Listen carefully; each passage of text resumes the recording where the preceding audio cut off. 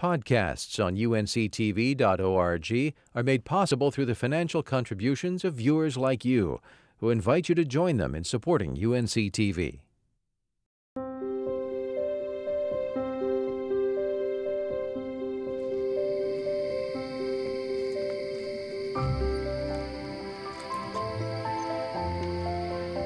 In a dark Elizabeth City shed, warm lamplight illuminates a young artist. The art, the craft, is a marvel in itself, but only part of a larger story. Which brings us to New Year's Eve, the last day of 1988, and birth of a baby named Rebekah Joy Brown. By all appearances, a healthy little girl. But then, her parents noticed something unusual. Even as a little baby, Rebekah didn't make eye contact. She seemed to look at the world with a scientific disinterest.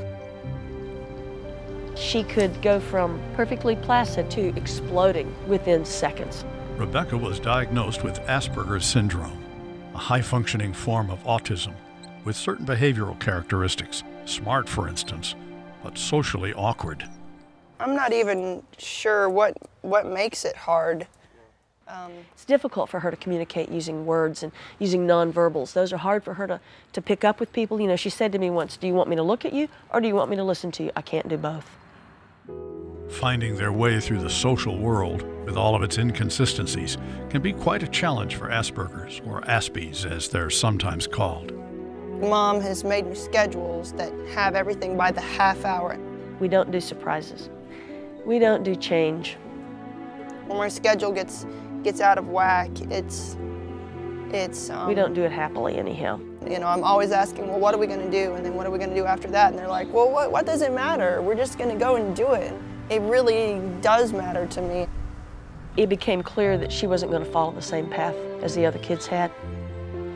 When I was in high school, I was having a tough time because I was like, well, what do people like me grow up and do, you know? And then wonder struck when Rebekah's parents saw an artist carving with a tiny drill. They use it to carve glass and metal and wood and eggshells. She looked at that with these shining eyes and said, "I can do this." She got a little loan at our bank and bought the equipment.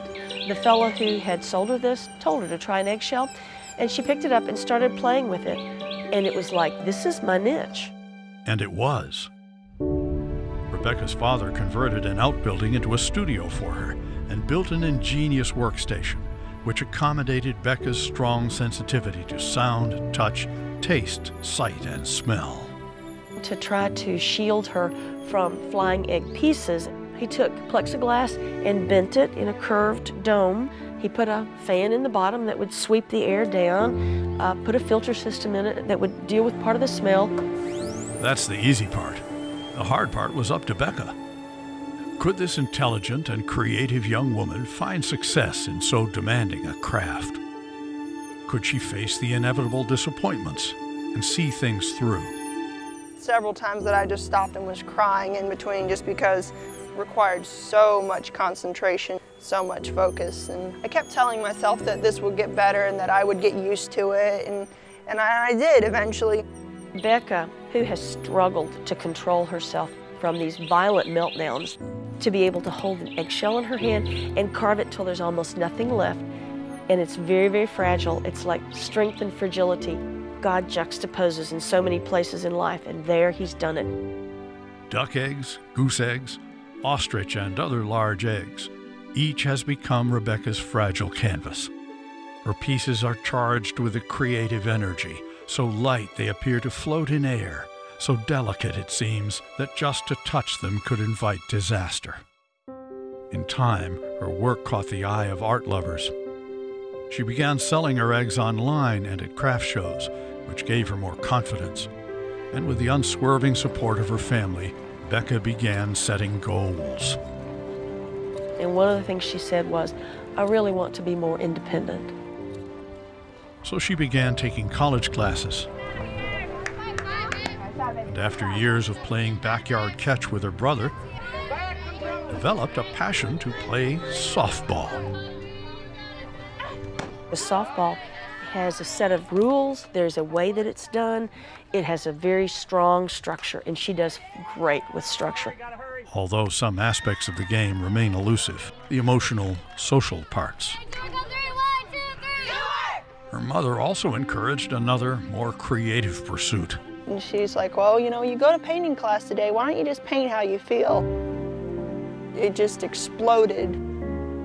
Some days when you're just beyond words, it helps me so much if I'm able to actually put it on the canvas and I'm like, yes, that is exactly how I was feeling.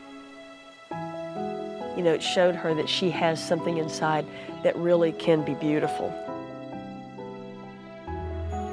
Sometimes I really see the pattern in my mind, can see what is supposed to be on that egg. This is an emu egg. It's got 3 layers, this blackish, greenish color on top, then it goes to a lighter green underneath, and then just before you break through, it's white. This isn't paint. If there's a hairline crack in it, the drill's gonna find it before you're finished with it, and it'll just pop out. It's very frustrating when you've worked that long and you've got it that far and it just goes to pieces on you. You can be upset for a minute, but then you have to get over it and move on. Which she's also applying to her day-to-day scheduling. If it was written in pen and something got off, the rest of the day is just shot, you know. Mom helps me. She's like, we're gonna write this in pencil so that if something does happen, you just erase it and you write it in again. Sometimes I have to do that 3 or 4 times a day. Which isn't much different than the problem-solving approach she takes with her work. On a day I was kind of having a bad day, so I just thought, well, why not just try something different? I just picked up and started making holes. It went from this huge ostrich egg to, I don't know, I've probably taken out half of the egg. This is kind of my masterpiece right now. Creating the masterpiece called life, we all know, can be a 2 steps forward, 1 step back affair. And for the inspiring young woman named Rebekah Brown, 1, 2, 3. the love and support of family, plus a dawning realization that often the things that make us different are the things that make us special. They expect something from me. Yeah, boundary lead Dolphins catcher number 2, Rebekah Brown. They're gentle with me on the hard days, but they also push me. They push me to be better than I was yesterday, and then better than that, and then better than that. And because of that, I think I am where I am today. And it's not easy, but I talk to people. I go out and carve for longer, and I go out and do a harder design. But now it's like, you know, I went and did that, you know. It's kind of like a medal on my shirt, you know. You lived through that, so there's no reason I can't go and do something else.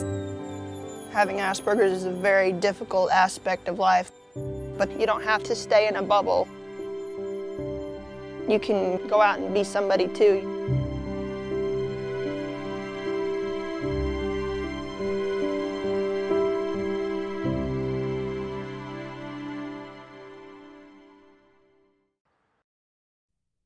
Podcasts on UNC-TV.org are made possible through the financial contributions of viewers like you, who invite you to join them in supporting UNC-TV.